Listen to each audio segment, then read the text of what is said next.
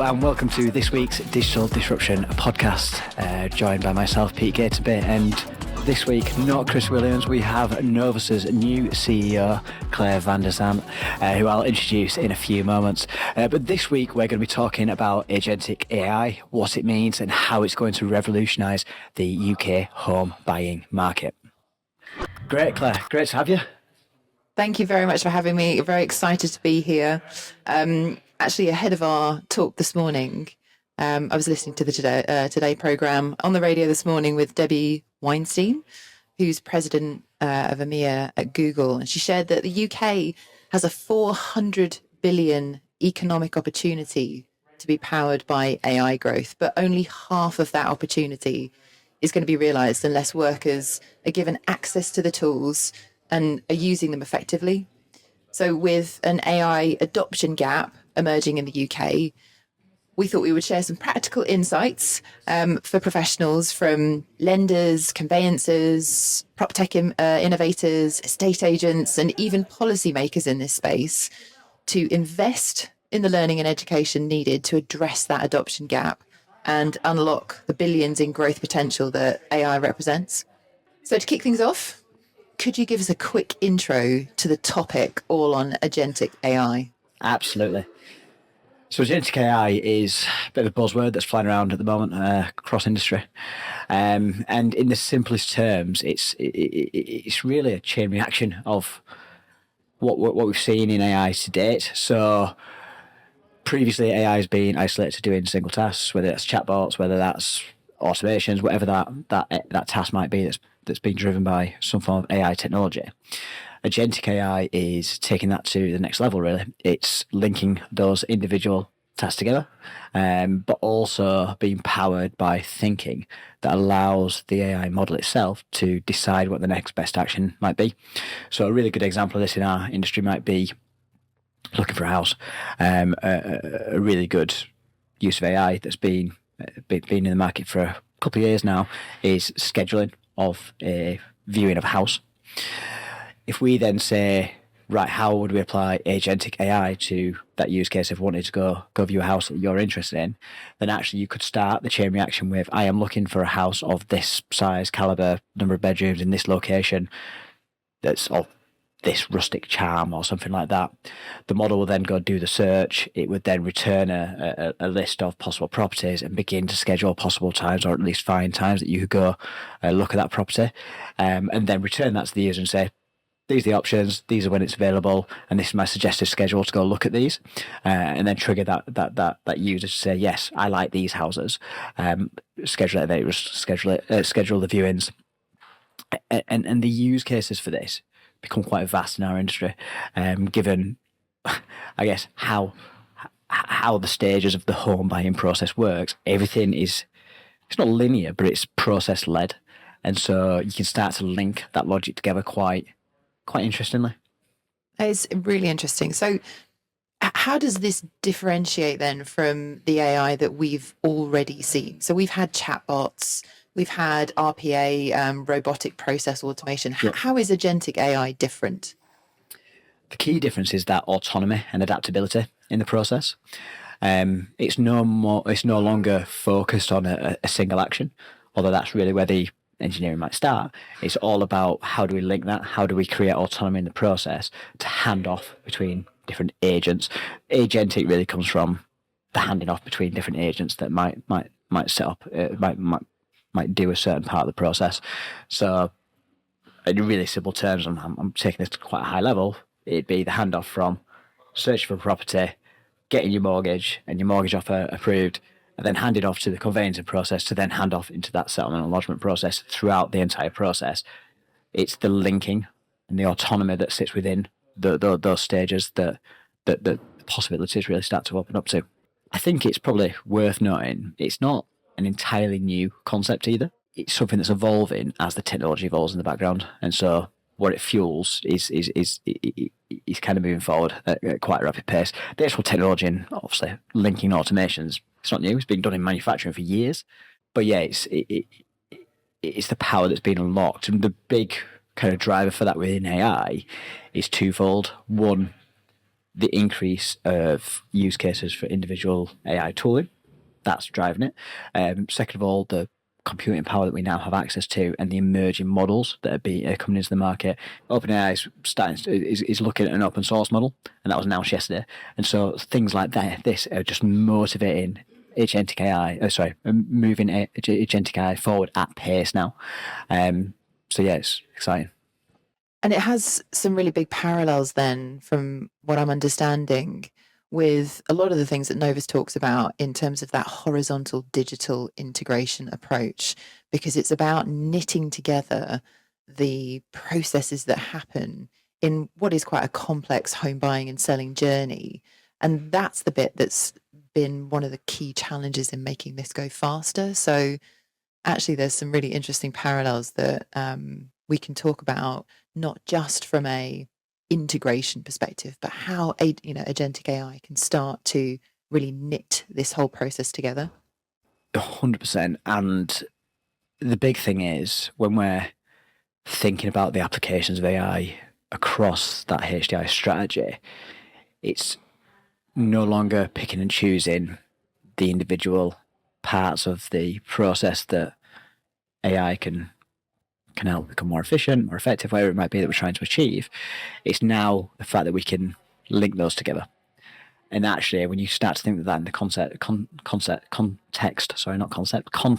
of a HDI strategy, it starts to become hugely powerful. Now, of course, we have to consider keeping humans in the loop. How do we augment versus automate? All the usual things that we consider as part of an AI strategy. But the power this brings to, obviously, we're talking a lot to people about how do they get their HDI strategies off the ground. Everyone's considering it, but how do they get it off the ground? How do we practically do it? And when you start thinking about the application of technology, agentic AI comes to the fold quite quickly because of that linking of the throughout the process. Super interesting. And I guess as well, what you're suggesting is agentic AI is becoming more than just a step-by-step process that it follows. It's actually evolving to have more of a brain. Yeah. I mean, when we start to get to kind of the data science that sits behind it, becomes quite neurologic and how these systems are built together. I compared it to the manufacturing process, having linked automations a long time ago, but this is getting so much more complex because of that ability to hand off in different directions based upon what's required in that process. If you take the conveyancing process as an example, obviously it's a well-documented process, but it's complicated depending upon, are you buying a period property? Are you buying in Hackney, where it's really hard to get the land searches done? It's really confusing. Like all of these different areas cog to it, the forms that come from local authorities. Like it's such a complex world that is navigated by experts at the moment, and the neural network that needs to be mapped for something like that is hard. It's really, really complex. But we're starting to just see little applications of taking parts of the process and linking it together, creating automated workflows that go through where decisions are being made or advised to the humans in the process to therefore suggest the next best action and sometimes just drive things through with efficiency and pace. I mean, internal processes for lenders it's like a gold mine. Certainly some of the conversations that I'm having out there at the moment in the industry, I can see some direct application.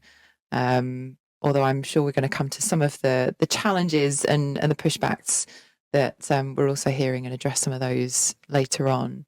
So in summary then, agentic AI is like having digital assistants that can autonomously handle tasks to meet an objective. So it's not just about answering questions. It's now a viable solution because of the new capabilities of AI. So before we all rush out and start deploying a fleet of AI agents to handle mortgages and conveyancing, which I'm sure you're all doing right now, we should talk about how to apply agentic AI responsibly and effectively. And let's give people some ideas around what professionals should keep in mind and what the guiding principles need to be to do this effectively and safely. Yeah. And look, the first thing goes without saying, I've mentioned it a couple of times already, humans in the loop, HITL, as I abbreviate to all the time internally, is front and centre. We're a regulated industry. We have professionals, we have risk teams, we have all of the things that you would expect within the space, and therefore humans are critical to be kept in the loop at the moment. I've said it a few times that I think the technology is getting to the point quite quickly where it probably could replace humans, maybe even do the job of quite a lot of the people in the process. At the moment, albeit there's going to be nuances there, but we can't remove humans from the process at the moment, and I don't think we should. And therefore, it's critically important whenever we're applying AI that we do keep humans in the loop, and that the technology is there to augment the human, not replace. So yeah, I talk about this a lot, especially with clients, and that's really, really important. I think it's also about recognizing the human value. And we can all attest to this. There are parts of our day job that are just mired in admin, in, very menial, data heavy entry tasks. And, especially in this space, when you're talking about that siloed processes where there's a lot of manual work, that is not high level, high value human work. And actually, if you could just take away the grunt, take away the grind of a very manual work and elevate people so they can be doing the super high value work, that's the point I think we're trying to make here is HITL, I quite like that, humans in the loop, is incredibly important because, first and foremost, we are a regulated industry. These are regulated professionals who have reputation on the line if they get things wrong. But the administrative work that goes on to get to the point of making those sorts of decisions can absolutely be taken up with Agentic AI. Absolutely, and it frees up the brain, right? Like when you do almost some of the monotonous things, or you use machines to do some of the monotonous tasks, it frees up the humans to do what humans should do, which is interact with other humans and think creatively. And that's what it allows us to do. And when you start positioning AI in that way, I think it becomes much less threatening for a start, but also people start to see the value in it much quicker. And I think that's really, really important to note.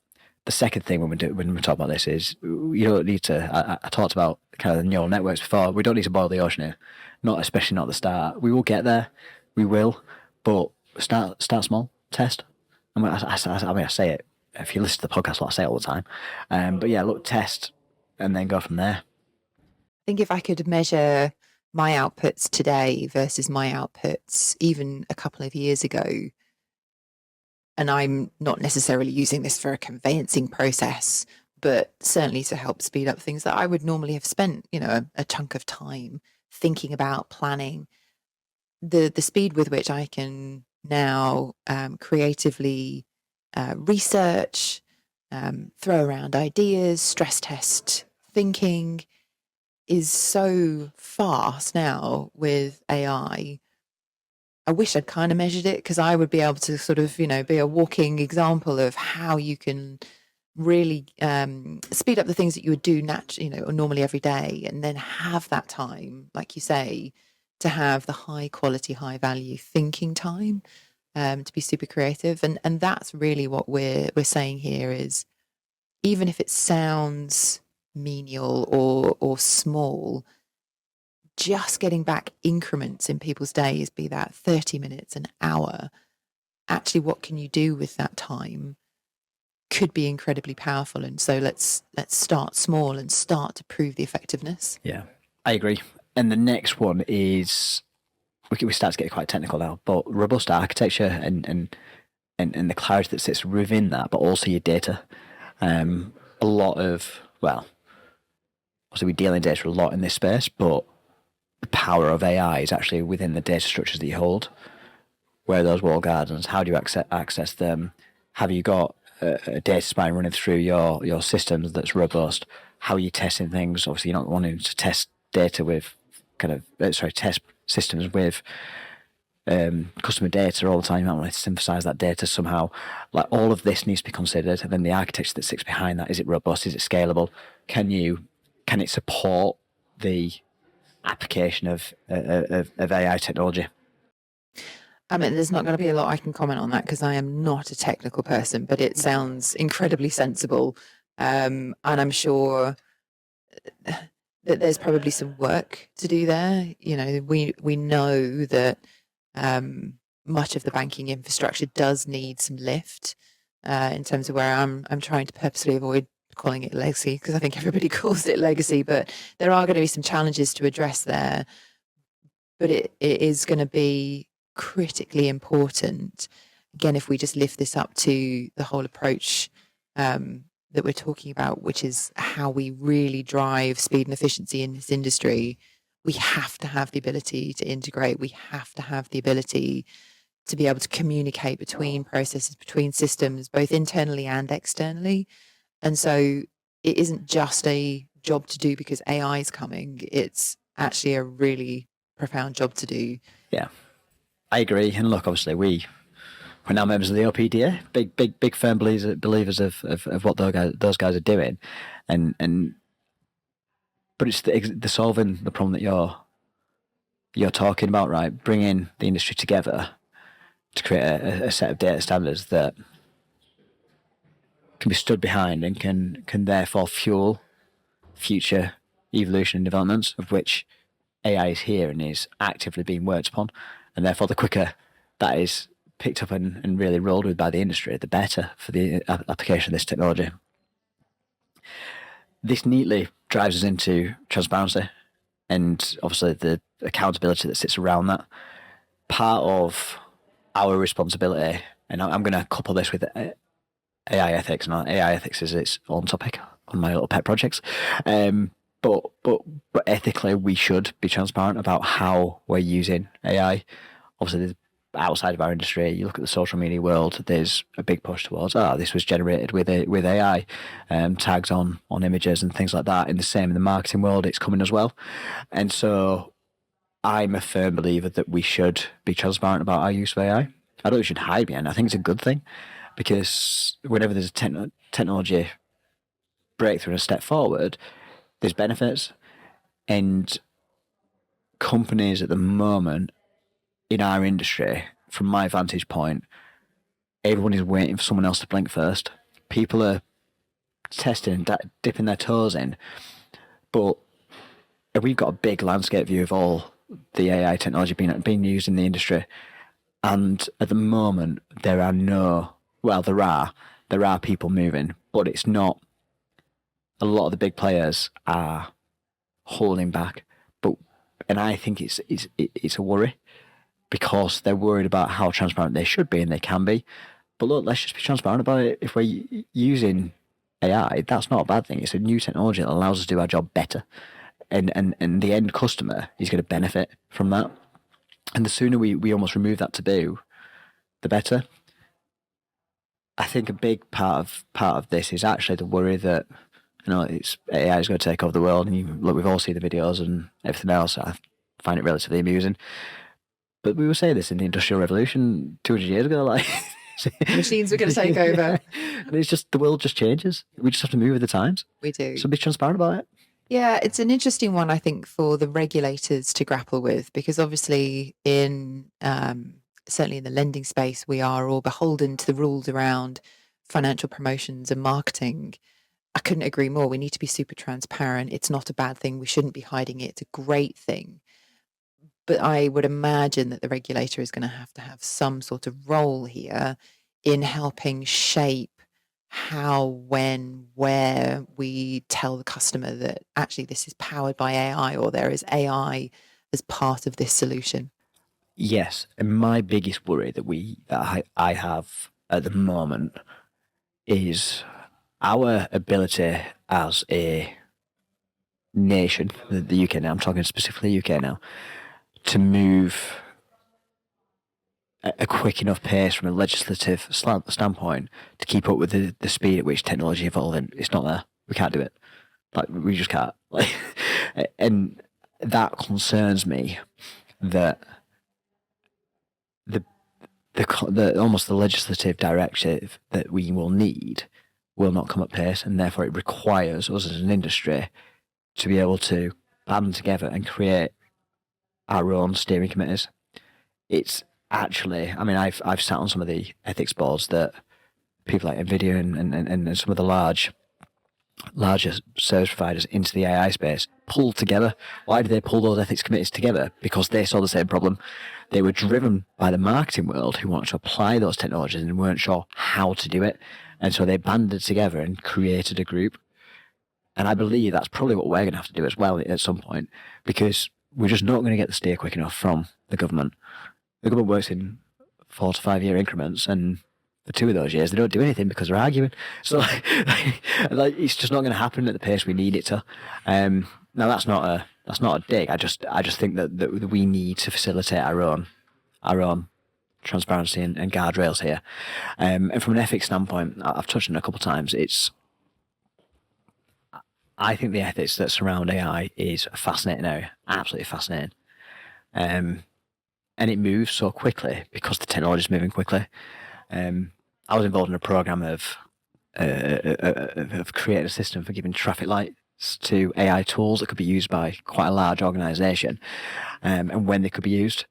We started off trying to grade all the various tools, realised that the tools were coming into the market quicker than we could possibly grade them, and almost had to reverse engineer our thinking to create a framework for people to score them themselves. Which is a completely different way we've ever had to look at this kind of problem, right?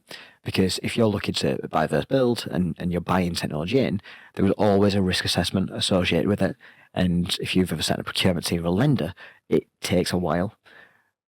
That period of time, from an ethical standpoint, and that's the analysis that's been done, takes weeks, sometimes months to be assessed. In that time, the amount of change that we see within the tooling is extraordinary. The amount of new tools that come into the space that could actually do the job that you're trying to buy in and do it better, the risk of that happening is very, very high because the technology is moving so fast. And so I think we need to start to consider this in a completely different way that we've ever considered the ethics and the risk that sits around the use of technology before. That's why I find it so fascinating, because it's just such a different problem. It is a super, super nutty problem for us to get around, but an interesting problem nonetheless. So I think these are great points, really shaping up some of the key things that people should be considering, perhaps opening some perspective on in terms of leveraging and using AI. Just to come back to the point that I mentioned earlier. So one of the key things, or the concerns or pushbacks I hear talking to the industry really broadly, is that much of the home buying and selling journey is regulated. And for that reason, they struggle to see a fit for AI in their business. No risk or compliance team is going to accept the work of an AI over an experienced, highly trained credit, broking, legal, or compliance professional. But the point here is that AI should be a heavy lift assistant, not the final authority. Absolutely. So I always think it's interesting to look beyond our industry, and actually to your point about perhaps the regulatory landscape in the UK not being as progressive and fast paced. We may even be looking over the pond, dare I say it, to the US, where there is naturally more innovation due to the way that they regulate over there. But I think it's super important to look beyond our industry, our nation, to find inspiration from the application of AI. So before we go into some more of the applications in the property industry, what about some use cases from other industries? How are other sectors using Agentic AI? What can we learn from them? Cool. Do you want a really rogue example? Always. So I've got a mate from the gym called Ed. Ed is a farmer. He's a horticultural farmer, which I found out was trees, which I didn't know. Anyway, I went down to his farm the other week, and he randomly brought up AI, which I thought was quite random for a farmer. And he started to talk about this technology that he started to use, which is driven by AI, Agentic AI. And it's essentially a machine that both weeds and plants trees. And how this machine works is it goes along, and I'm going to mess up all of my technical farming terms, so apologies for any farmers who may be listening, but goes along the field, assesses has a camera, so it assesses the soil, what the moisture levels, everything else, maps that into the exact point of the exact amount of seeds that can be put into that area to get the biggest yield. Yeah, you see, I'm not a farmer. Get the best yield for the area, but also assesses if there's any weeds, anything that's going to be around there, and starts to weed as it goes along. That blew my mind. I was like, what a great use of technology. Also, we spent all day talking about how to speed up the mortgage approvals and things like that. So to see that kind of real life, and he showed me the machine, and it was pretty cool. It had lasers and stuff to kill weeds, which I thought was amazing. And he used sunlight, harnesses the sunlight to kill the weeds, zap them. But yeah, fascinating. That is incredible. That is incredible. Not sure that it has direct application for the property industry, but it's a really interesting example. You say that, but the fact that it's to make it technical, it has a data input, right? It looks at a scenario that is completely varied, a bit like we have with the COG 25 forms from all the different local authorities. And that was exactly where I went in my mind. I'm like, this is like getting all these rogue forms from local authorities, interpreting it, like looking at soil data, because all the different soils are going to look completely different, deciding putting that into a standardized form so that you can then make a decision of what needs to be done next. It's the same application. It's exactly the same application of the technology, just in a completely different scenario. So yeah, that was the application. There you go. Yeah, it's and that's why we looked at other industries, because actually it can give you inspiration. What about some other examples? So look, there's vast examples where the customer service is a really obvious one. Call centers use this all the time now. Next best action, based upon the conversations that their call handlers are having. That's a really good application for perhaps intermediary support within lenders, and there's lots of correlation there. There's a really good one within engineering for field engineers. A big engineering firm do this quite a lot at the moment. They have a field support for their in-field engineers. It's basically like the biggest handbook you could ever possibly want in their hands. They just take a picture of whatever the problem is, it interprets what the problem is, returns the next best action, and saves them ever having to guess, and also probably applies some health and safety advice as there as well. So look, there's a lot of examples out there, and you can go down some real big rabbit holes when you want to, especially around farming. I think it's the customer service piece. You know, you're absolutely right. I had a great conversation with a distribution lead, and for some of the specialist lenders or smaller lenders that don't have the benefits of big teams in the distribution space, they don't have lots of BDMs in the field, they don't have big call centers that can deal with queries that are coming in from brokers. Actually, this could be a really great application for, you know, the distribution arms, the intermediary arms within lenders, to help them scale their operations and do things more effectively. And I'm sure there are lots of other examples. It was just that was fresh off my mind from some interesting conversations this week. So these are fascinating, and it shows that Agentic AI can wear many hats. Mm-hmm. It can be detective, it can be advisor, it can be problem solver. Yep. So depending on the context, it can play many roles. But the common theme here is it can take initiative to achieve an outcome, whether it's catching the fraud or giving the answer or solving the problem. Yeah, absolutely. So let's turn back then to the home buying journey. Do we have any real examples of companies that are using and leveraging Agentic AI in this space? Because I'm sure some of our listeners might be curious to see who's already doing it. You've already mentioned that we're somewhat in danger of seeing who's going to go first. So has anyone gone first? Yeah, look, it's early days, and I'm going to be honest and transparent. A lot of the big innovations are actually outside the UK at the moment. In the US, one of my favourite ones at the moment is a company called Realpha, and they're essentially a startup that's trying to use AI to power the home buying journey over there. And they've got agents that apply to each of the stages, specifically to the US market. But look, this could be applied to the UK. Let's be honest. And essentially, it takes each of those stages and creates AI-driven automation that sits around it. It aims to remove those traditional barriers that we see. Look, they're making traction.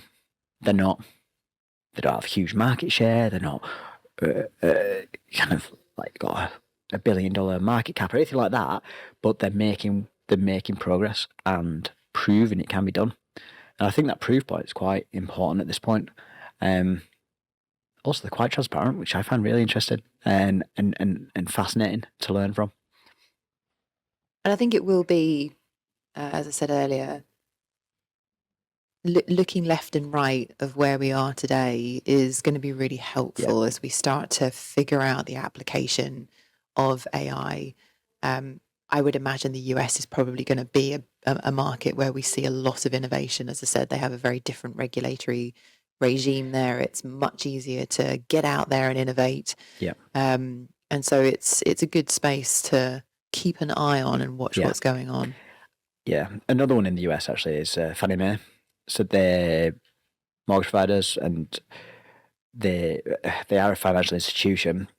What they're using AI for at the moment is the underwriting process, which I know there's some discussion around with certain UK lenders at the moment as well. So it's definitely a process that I just think is quite a nice testbed. The reason it's a nice testbed is because it's very important. There's very tangible benefits from applying AI and making it more efficient, effective, and reducing risk within that process. But also, it's not directly customer facing, so it becomes quite a nice testbed. Obviously, you do it integrally linked to a customer, but it's not directly interacting with a customer, so it's slightly safer, especially from a PR standpoint, should we say. But yeah, I think that it's really interesting what they're doing. And it verifies all the different data inputs and therefore passes a recommended risk score and how that should be, therefore next best action from an underwriting standpoint, which is quite interesting. It's super interesting. And again, we really need to go on this journey with the regulators in the UK, because I would imagine lots of people would shudder at the thought of suddenly AI automating that underwriting process. I think the difference here is coming back to humans in the loop. Yep. It's about how you really leverage AI to do the administrative work and take on that administrative load, but the checks and balances still come back to the professionals who, are regulated, have the experience. Yeah, absolutely. If we have a look at the UK market, there are a few movers. Habito, obviously, online first mortgage brokers, they're experimenting with customer-facing AI, which is quite interesting, especially from a conversational standpoint. You can have that digital mortgage advisor. Now because they were digital first anyway, they're a bit of an advantage. They're essentially just applying that technology on the same rails, which is great. It's really good use of the technology. You've then got Orbital Witness, who are... So they've got a product called Orbital Copilot. It's quite interesting. I did a bit of deep dive on it quite recently, actually. But it's essentially taking AI to, as part of the complex conveyancing journey, it's starting to create efficiency around that via automations and next best action and recommendations, and really supporting conveyancers in what they're doing and addressing some of the key issues that lawyers have on a day-to-day basis. So that's quite interesting. Then you've got collaborative conveyancing, obviously in a similar space, because in that conveyancing journey, also starting to move. They're startups, so they're relatively new to the market, but what they're trying to do, they've got big aspirations, and they've got technology that's underpinned by data science to really address that conveyancing journey. Fantastic. So we should probably bring some of those to life in future episodes, and we can Yes, definitely. share all the great things that are being developed and tested across that space. And it's great to see a real mixture. You know, we're talking about um, lenders, we're talking about brokers, we're talking about estate agency, we're talking about conveyancing. There's application across the entire chain here. It would be interesting to see how we start to knit some of those together. Absolutely. So that's a pretty comprehensive tour. We've had examples from across the home buying and selling industry. We've also had examples from across the pond and other areas that are leveraging agentic AI to help speed up, make more efficient, grow their businesses, grow their crops, even from the farming example. And it's really exciting to see this really starting to happen in the main. And the results sound promising. I think, you know, continuing to bring forward just how powerful AI can be in driving that growth agenda. If we go back to the beginning, you know, there's a £400 billion opportunity that Google see in AI powered growth here in the UK. And, you know, that's a huge opportunity that we really need to drive at. So, Pete, suppose I'm a listener. Yep. Maybe I'm a lender or a proptech founder or a conveyancer, and I'm intrigued and I want to start leveraging agentic AI in part of the home buying process. Yep. From today's session, what are your top 3 tips for using this technology effectively? Cool. Number 1, identify high value use cases. Where can we create efficiency? Where are we going to benefit from a human getting 30% more time in their day? Start there and then run pilots around that. Number 2, bring in domain experts and technology experts. There's experience that sits around us, and the pace at which AI is moving, having experts who've either been involved or done this before or actually understand the technology that sits behind this is going to allow you to move quick. More so than ever, we can't afford to pay the learning tax that you may have previously been able to afford. People are going to move. Thirdly, build trust through transparency. Be transparent. Like, celebrate it. Use it as a PR story. Like, this is good. There is a journey to be taken within the industry of helping people understand that technology and advancements aren't a bad thing. But be transparent. That will help that. Once we're there, then we'll be in a much better standing. Brilliant. I think one of the things that we might see if we start to free people's time up and free their headspace is actually coming back to what do we do with that time? Yeah. Because we've all been so used to sort of running at pace and not having that time to be creative, to be strategic, and maybe there's going to be a whole new wave of like, what do you do with this newfound wonderful time and space that you've got? Well, I think it allows us to be humans again. And that would be nice. But because the process becomes so impersonal. Yeah. Wouldn't it be nice if we could just be people again and just like help each other through this process, which, let's face facts, is stressful. It is. And then just to kind of echo your points you made around the domain expertise that's required and how we really don't have or can't afford the thinking time that we've perhaps had in previous big developments in technology, like the whole digital mobile evolution, because this is moving at such pace.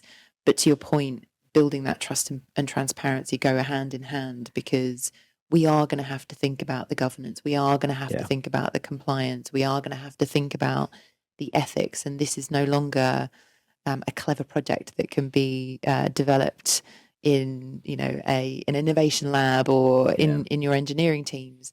Actually, this has to be stakeholder wide, because you're going to have to take everybody on that journey: risk, compliance, legal. It's going to be an all encompassing requirement to make sure that you're getting things done quickly, but also building that transparency so they don't get lost without ever seeing the light of day. Yeah, absolutely.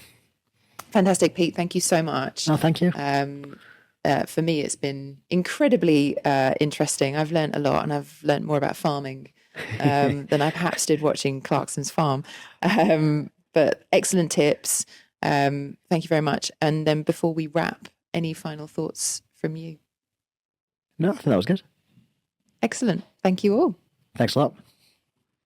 Thanks a lot, Claire, and thanks for listening. If you've got any questions, thoughts, tips, or you just want to speak to us about Agentic AI or anything else that you might hear on the Digital Disruption podcast, please do reach out to us at novus-strategy.com. Or reach out to Claire and myself on LinkedIn, or Chris as well when he's back from his holidays, and we'll be delighted to have a chat to you.